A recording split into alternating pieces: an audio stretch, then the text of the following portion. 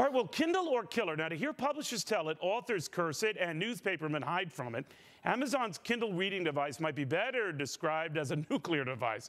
A newer, larger screen version debuted today that some fear will put the final stake in traditional paper publishing's heart.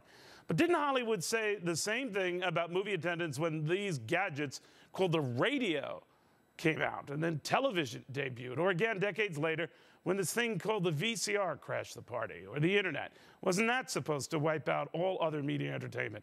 History shows, my friends, that new technologies don't make history of older ones.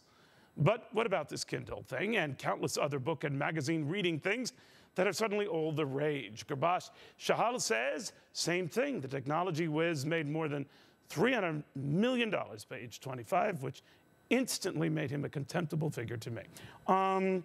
All right, I'm kidding. Good to have you, but thanks for coming. Thanks for having me here. What do you make of this? That you know, everyone's worried about the Kindle, especially in the traditional media industry, and maybe it should be embraced.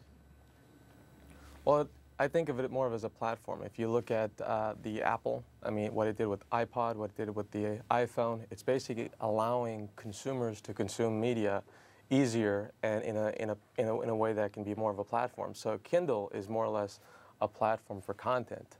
So publishers should kind of welcome this distribution because it's allowing consumers to, in essence, basically consume more of their media in a more easier and more faster way. You know, Gurbaksh, I have a lot of friends of mine who are authors. I'm an author myself, kind of a big deal in the literary community, but I digress. But I can get my books for half price through a Kindle. But the way I figured out, being the greedy guy I am, better my book sold at half price than at no price. And why can't authors embrace it in that way, and other traditionalists embrace it in that way, that it is simply another venue and a means of leveraging your brand, which in my case is a considerable brand. Go ahead.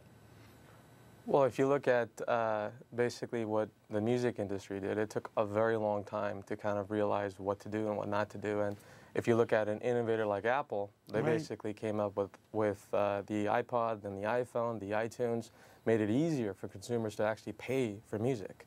And but Gurbaksh, you know what I'm seeing from a lot of those entertainers, just as I'm hearing from authors, yeah, well, they're getting it cheaper, but we're getting paid less.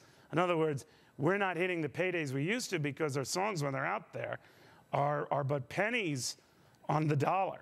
What do you say? Well, if you look at revenue may go down because consumers are basically paying less for it.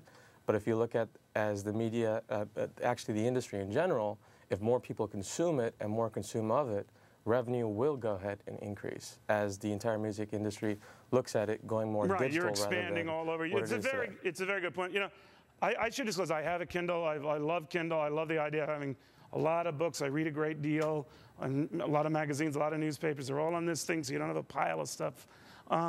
It's the convenience factor for me, especially if you're in areas I travel a great deal.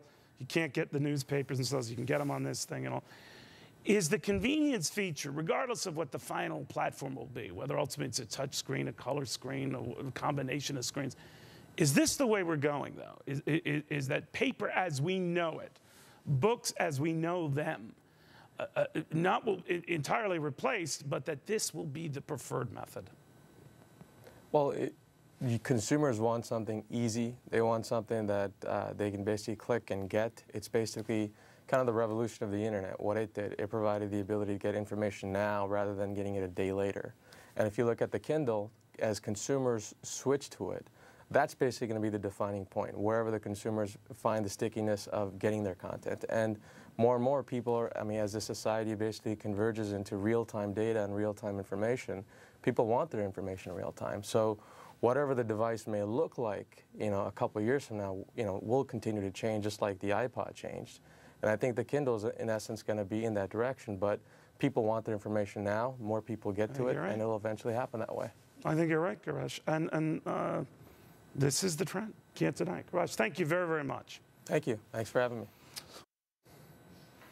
I think Gurbaksh and I just bonded in that last segment, but that could have just been me. All right.